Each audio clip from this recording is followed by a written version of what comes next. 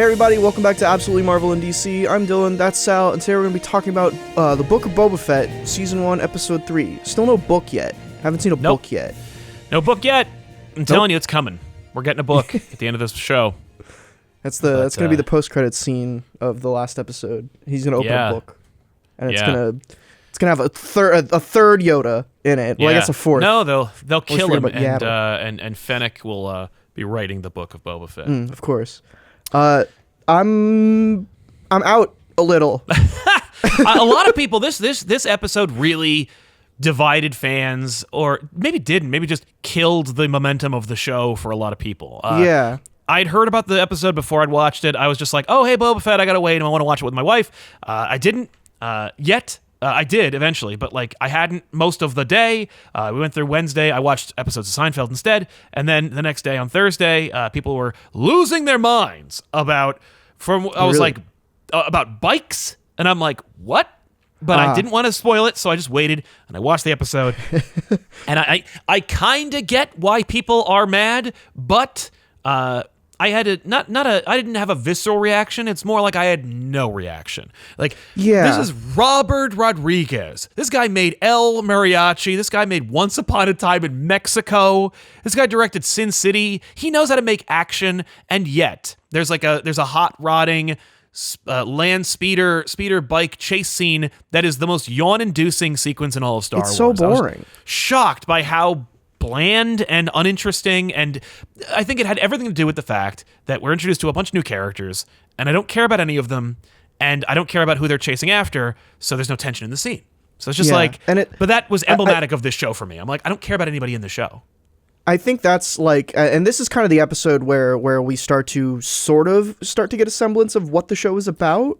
Yes. Especially the last scene where, for those that don't know, what happens in this episode is basically Boba Fett is again trying to get a grip on Mos Espa.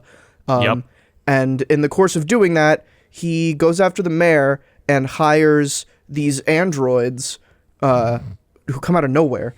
He hires these. Now you might be too young to make this reference, but because people are talking about what they are, and they're making fun of them and using. I've seen them referred to as Planeteers. I've seen them referred to as as cyborgs. These kids are hot rodding teenagers from Dimension X. There's an episode of the Teenage Mutant Ninja Turtles cartoon in the 80s with just a couple of teenagers who have outlandish hair and outfits, and they drive bright colored 1950s Cadillacs and motorcycles. And I'm like, that is exactly what this is. They're hot rodding teenagers from Dimension X. This episode is very those characters are just this is 90s, oh yeah, look, we're so cool, and it's no, you're not. No, they're so boring, and it's complicated because they're talking. I don't know why, but it seems like every science fiction franchise eventually has to be they used cybernetic enhancement. We're gonna cyberpunk Star Wars, and I'm like, don't. But the girl has a protocol droid arm, but she still has her flesh hand attached to the arm, and I'm like, what's the benefit? What's the benefit of having a fleshy hand if you have a robot forearm? It's just there's no rhyme or reason, and it doesn't even look very good. So I get that.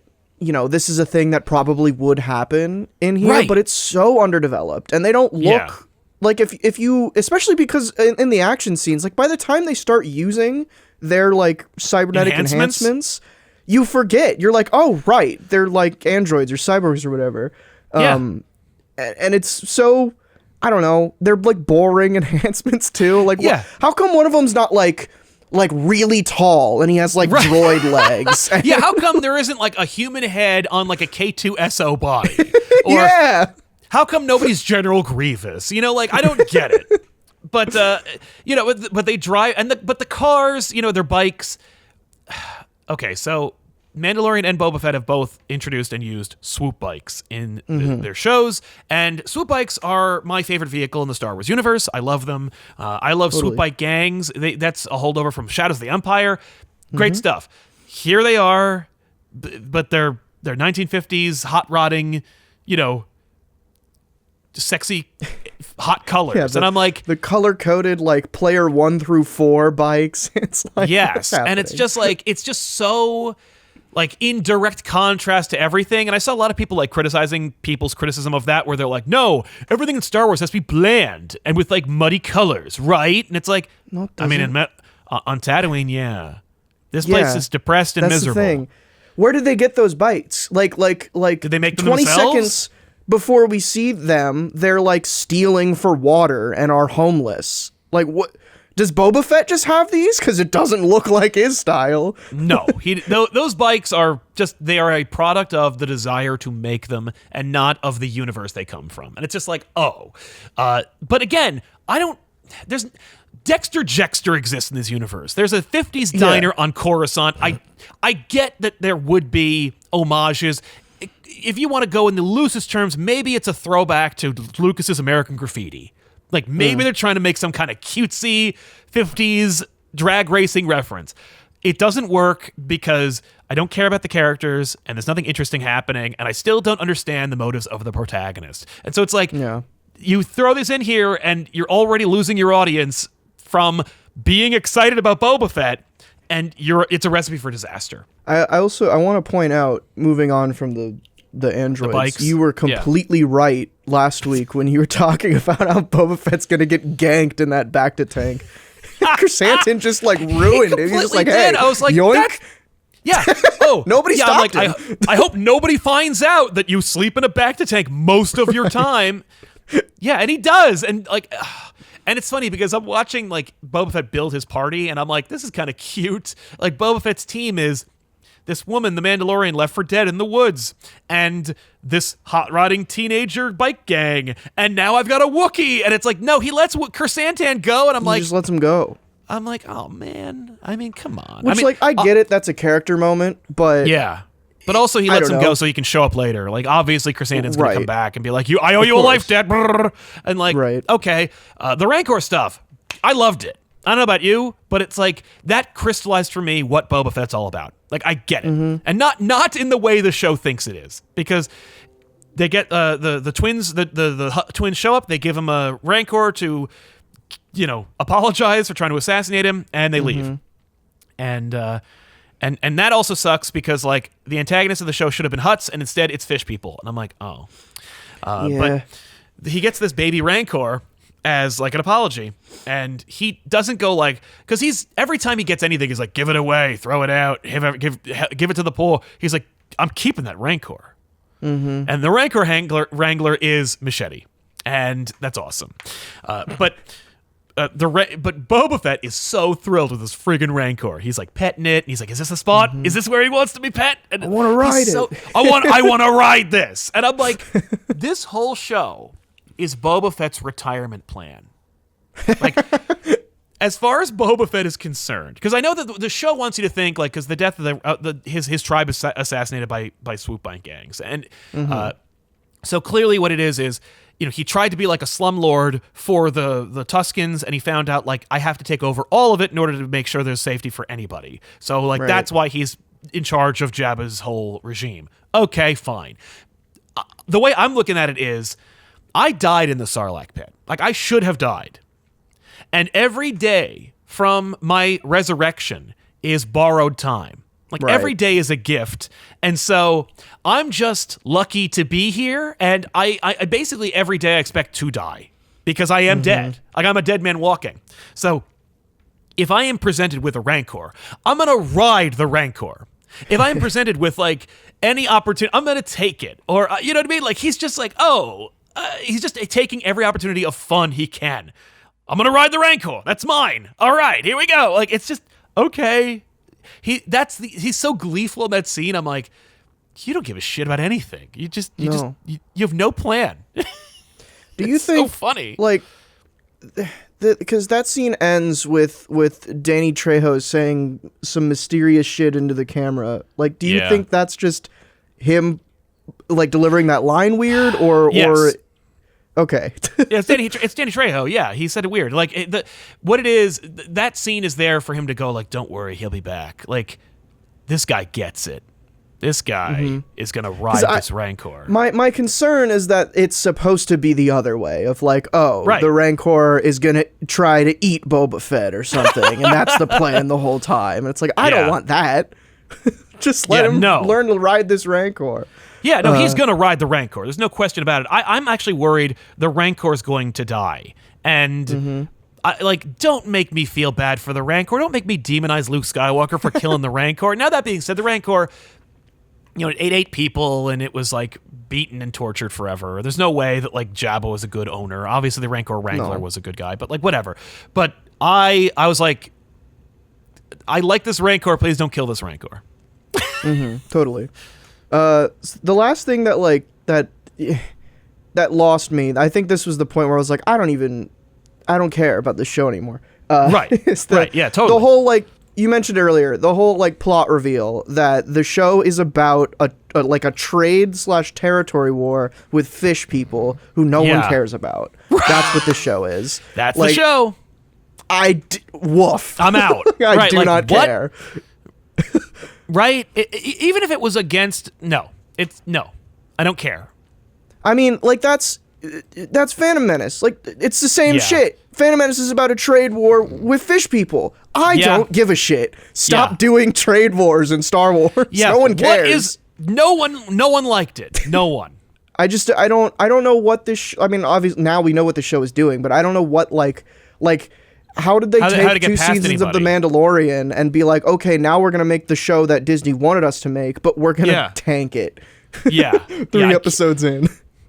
It's amazing. Because, anybody could write a halfway decent Boba Fett show. Anybody could pitch a Boba Fett show. What's the Boba Fett show? He's a bounty hunter. It's just Mandalorian with a character you know.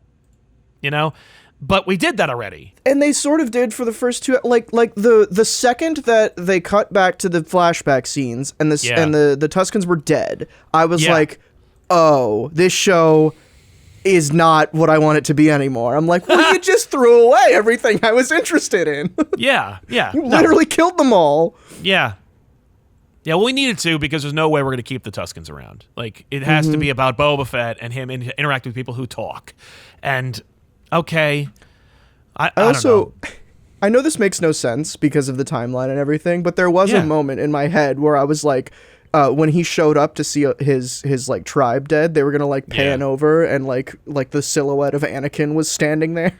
Yeah, he's like, it was me. No, that doesn't make any sense. But I did turn to my wife and say, oh no, it looks like they killed not just the men, but the women and the children too. Yeah, exactly. Oh God, these Tuskens can't catch a break, but it's...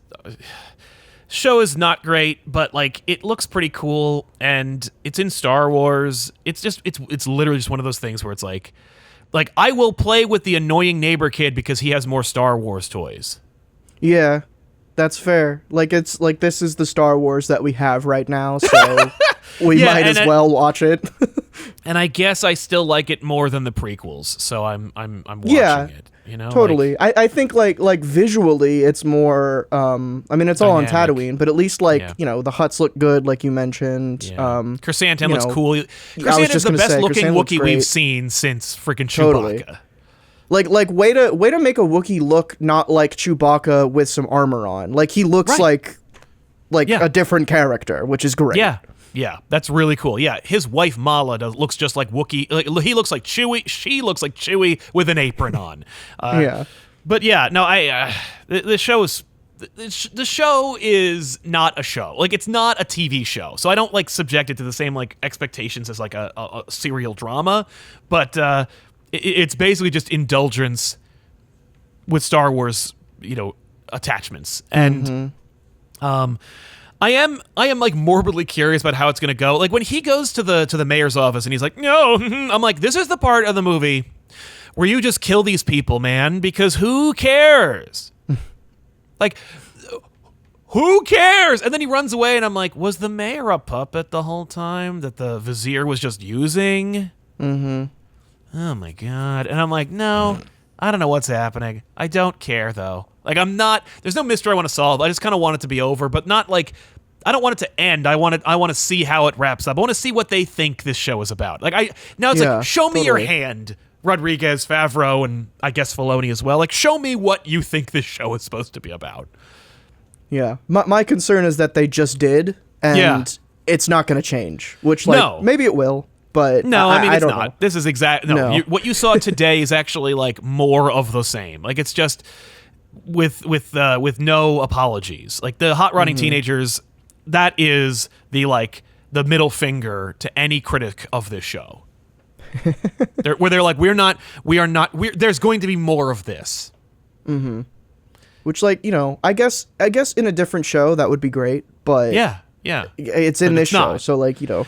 Right. Well, if I liked the protagonist, I'd be invested. Yeah. But I don't not like him, by the way. At all. I do like the scenes where like Boba Fett's talking to the Tuskens and he's trying to show him how to ride the swoops, and I'm like, this is a cool scene. I get Boba right now. Boba is scratching like the ears of the Rancor. I'm like, him being happy, like I like to see what makes Boba Fett happy.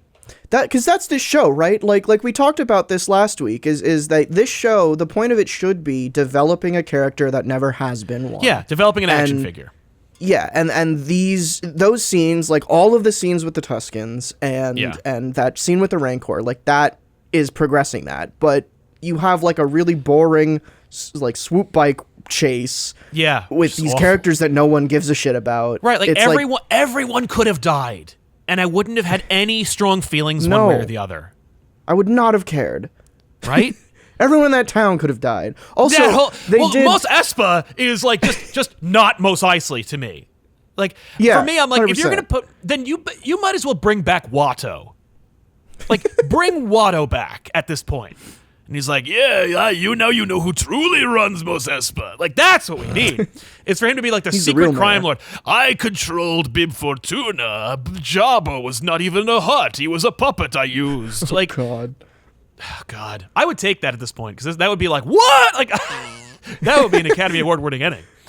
That's like the level of ridiculous that I'm like, what the fuck? I would just keep watching just because it's like, oh my God. So I'm telling you, man, doing? Because this show, the only things that are like, oh my God, are like, oh my God, that's so lame, as opposed to like, oh my God, that's so cool, or that's so audacious. I can't believe you had the balls to do that. Exactly.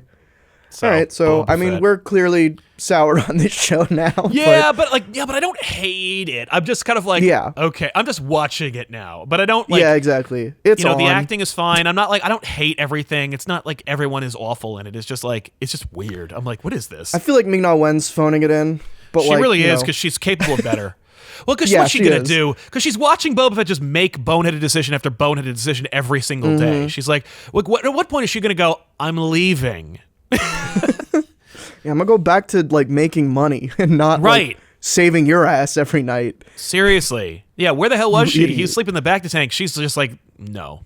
She's just gone. She was fully clothed and like in her armor, so like she wasn't sleeping. She was like, best case scenario, Santi kills him, and then I just leave with the Wookiee. Or then I take over, and then I will run this place the way it should be run. Probably better. Way better. So that's stay tuned for episode 4. Yeah, so stay tuned. That's our review of episode 3. So we'll see. There's only like 4 episodes left, so who knows? Oh my God, 4? I thought there were 2. We'll see. Anyway, this has been Absolutely Marvel in DC. I'm Dylan, that's Sal. Stay tuned for more talks about Boba Fett.